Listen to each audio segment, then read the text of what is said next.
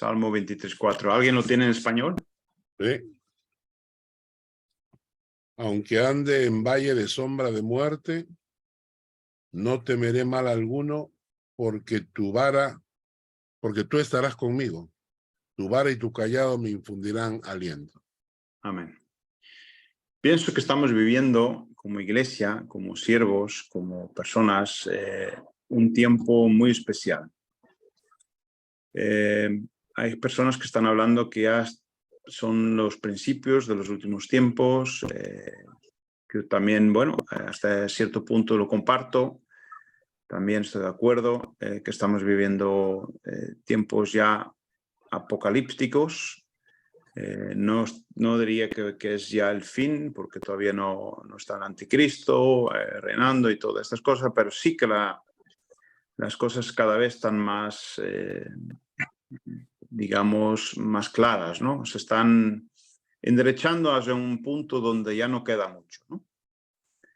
Y viendo eso, lo podemos ver que igual que vemos la inteligencia artificial como podría ser un peligro, pero también a la vez puede ser una gran ventaja, debemos ver la parte positiva, es decir, la oportunidad, ¿vale? Y sí que hay un mover de Dios especial en estos tiempos. Quiero compartirte, hermano, lo que nos está sucediendo en Turquía. ¿Vale? El Señor nos llevó, después del terremoto, como algunos de ustedes, no sé si lo saben o no, pero Remar como ONG tiene una cierta labor de lo que se refiere a servicio humanitario y también de catástrofes.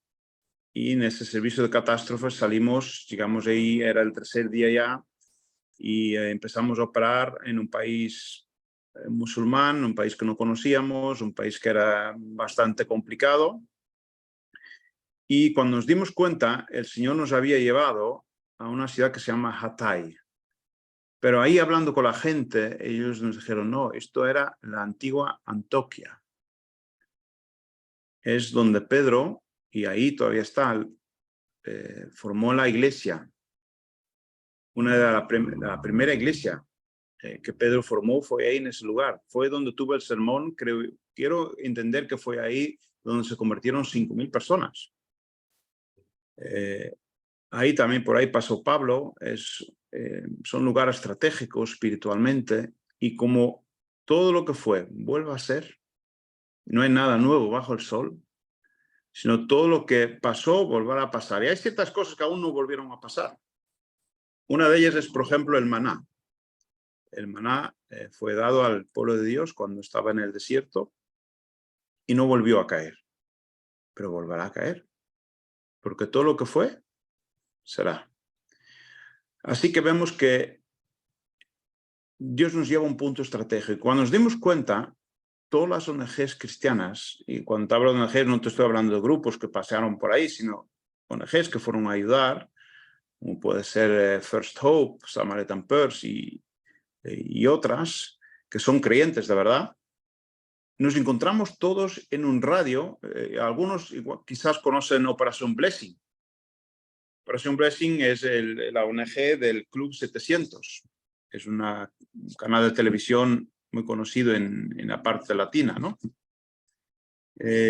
Nos encontramos todos en un radio de 10 kilómetros, uno de los otros, sin haber hablado antes unos con otros. Yo conozco muy bien al director de Operación Blessing, y cuando le pongo un mensaje, oye, ¿qué? ¿Estás por Turquía o tienes miedo? Y me dice, aquí estoy. Me manda la ubicación y le mando yo la mía. Estamos a 6 kilómetros uno del otro. Él tenía la base en un lado y nosotros a 6 kilómetros. Pero Samaritan Purse estaba a 10 kilómetros. Y así estábamos todos en un radio muy, muy, muy tal. Entonces entendí claramente que el Señor nos trajo con un propósito a ese lugar. Y pienso que el propósito es que la iglesia, la primera iglesia, la iglesia primitiva, que se formó, va a volver a nacer en un lugar donde incluso está prohibido. Quiero compartirte, hermano, que sí que son valles de sombra de muerte, que tú no sabes si sí, si no, que puede ser que esto es un peligro, que tal, pero es el Señor el que nos dará aliento y el que nos sostendrá en estos tiempos. Por eso es muy importante que nosotros sigamos más dependientes de Dios que nunca.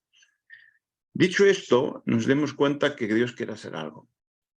Y teníamos claro que a los musulmanes no los vamos a evangelizar, entonces poníamos freno. Y pues seguiremos poniendo porque es un riesgo, ¿no?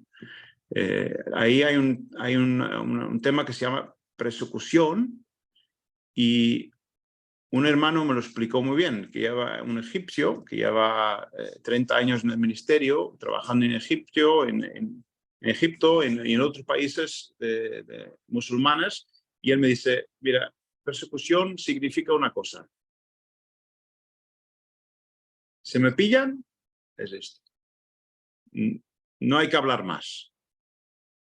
Así que nosotros sabemos del peligro y informamos a nuestros líderes, nuestros responsables, que no estén por ahí predicando, que no van a lo loco, que si no es algo claro de Dios, mejor es hablar con palabras de amor en el sentido de hechos.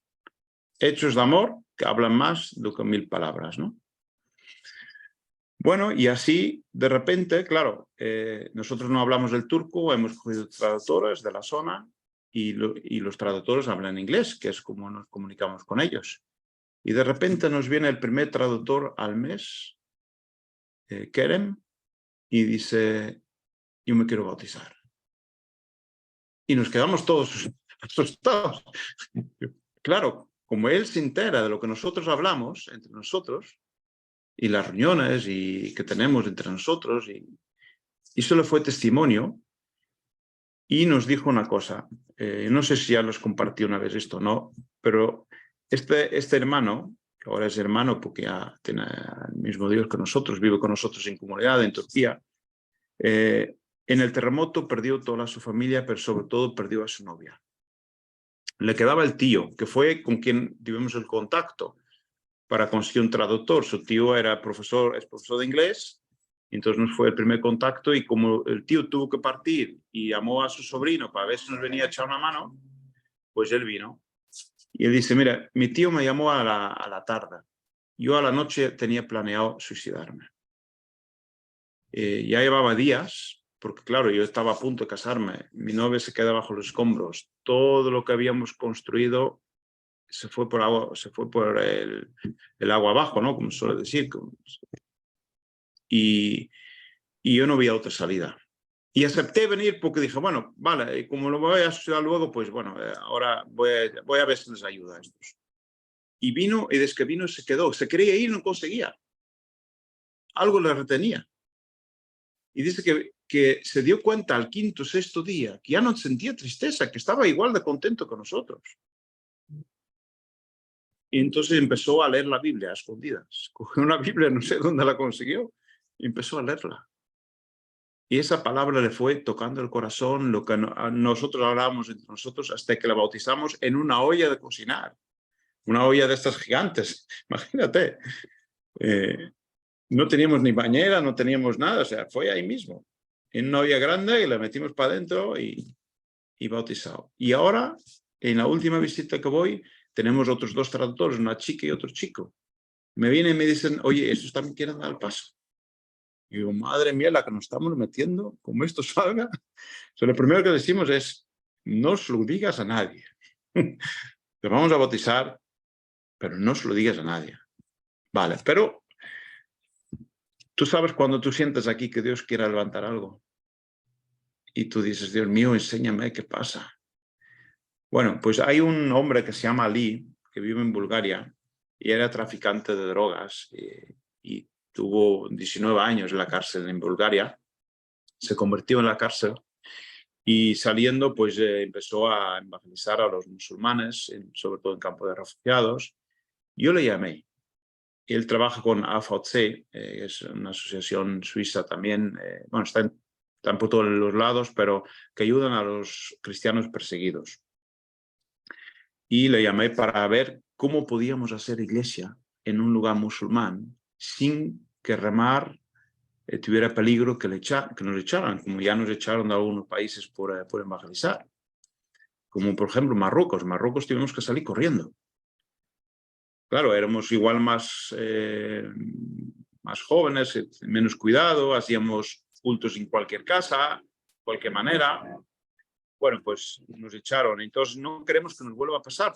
Por echarnos podemos perder una cosecha aún más grande y no queremos poner eso en riesgo, ¿no? Y el hermano acepta de vernos ahí. Me vi con él la semana pasada y le propuse la visión, ¿no? Yo dije, nosotros tenemos Remar Medical, que es un servicio de médicos, que tiene una lista de todas las personas que acogen y qué enfermedad tienen, su teléfono, su dirección, todo. Yo te podría facilitar esa lista sin que tú digas que la tienes derramada.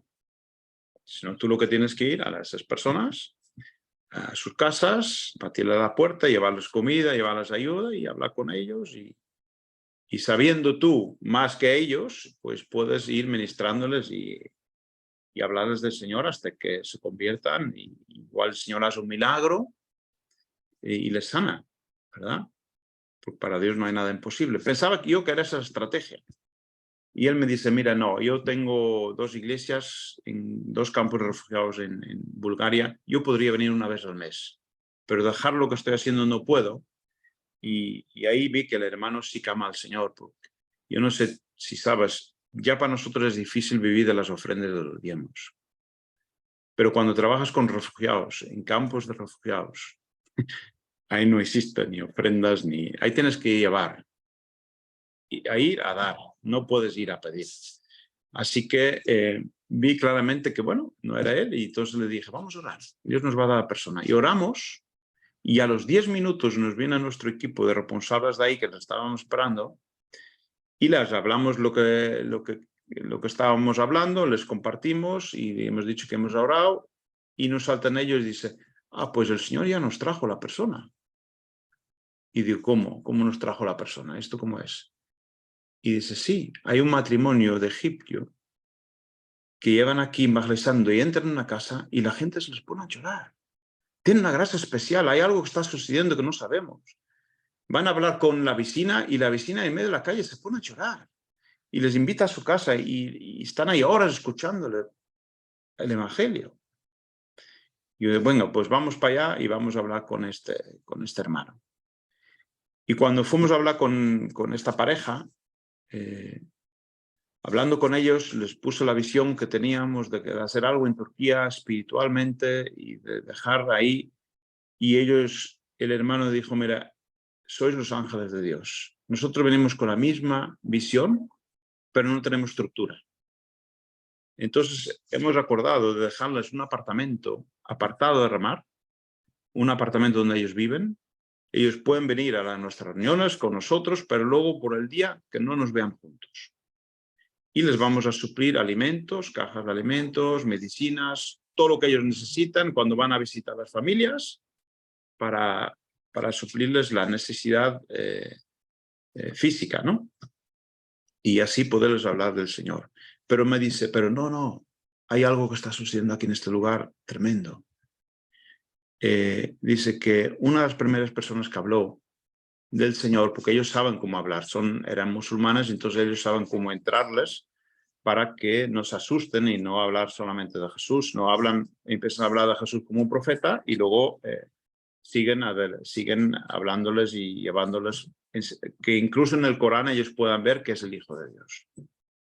¿Vale? Y hubo un hombre, que es un padre de familia, que le estaba escuchando y dijo, no, vente a mi casa esta noche, porque yo quiero escuchar más de ese Dios que tú me estás hablando.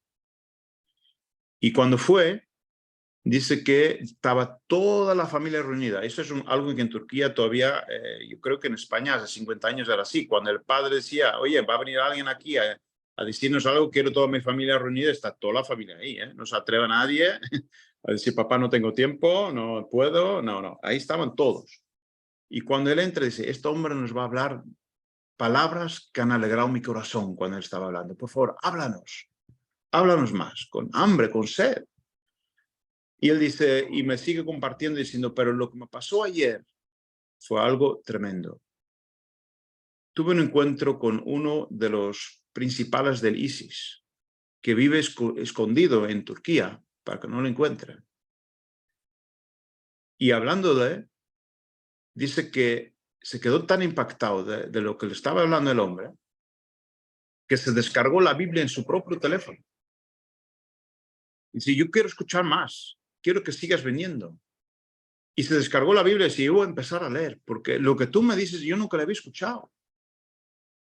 Si sabéis lo que es el ISIS, ¿no? Es son terroristas, ¿no? Que hasta ahora han matado y han llevado delante todo el que no confesaba Alá. Y que un hombre de esos descarga una Biblia en su teléfono. Así que estamos empezando a hacer una iglesia underground, una iglesia que no van a saber unos de otros. No van a saber, porque no los vamos a poner en contacto. Pero sí que les vamos a llevar a los pies de Cristo y que ellos lleven a otros a los pies de Cristo. Eso va a ser la visión. Porque es muy peligroso llevarlos a una iglesia local, ¿vale? Para toda la comunidad, que las hay muy poquitas, pero las hay. Pero no les dejan hablar fuera ni nada, ¿no? Así, en eso, y baso un poco lo que estamos viviendo en estos tiempos, que es gloria de Dios bendita si vemos la oportunidad de Dios. Y yo pienso que no es solo para Turquía. Yo pienso que lo que Dios está haciendo es para todo el mundo. Está empezando otra vez como un avivamiento. Lo vi también en Argentina. Los hermanos en Argentina están teniendo un privilegio de un cierto avivamiento que están viviendo en lo que es la palabra y el mover del Espíritu de Dios. Así que otra vez me vuelvo a la palabra, ¿no? Aunque ande en valles de sombra de muerte. Muchas veces, Carl, ¿verdad? Hemos visto años tras años que nadie viene se arrepiente, que nadie viene se convierte, que nadie viene y te confiesa tus pecados, que en años que casi que no tenemos una persona nueva en la iglesia, somos 4 de siempre, y permanecemos, pero viendo esto, a mí se me pone el corazón como... veo al Señor que está haciendo algo. Y está empezando por el mismo lugar donde empezó. Y os quiero animar, hermanos, que van a venir tiempos gloriosos. Peligrosos, sí. Valles de sombra de muerte. Pero vamos a ver la gloria de Dios. Así que mucho ánimo, hermanos. Que Dios bendiga de una forma especial. Y quiero deciros que oréis por esta nueva iglesia de Turquía. Una iglesia escondida, pero yo creo que va a haber un gran fruto. Que Dios bendiga.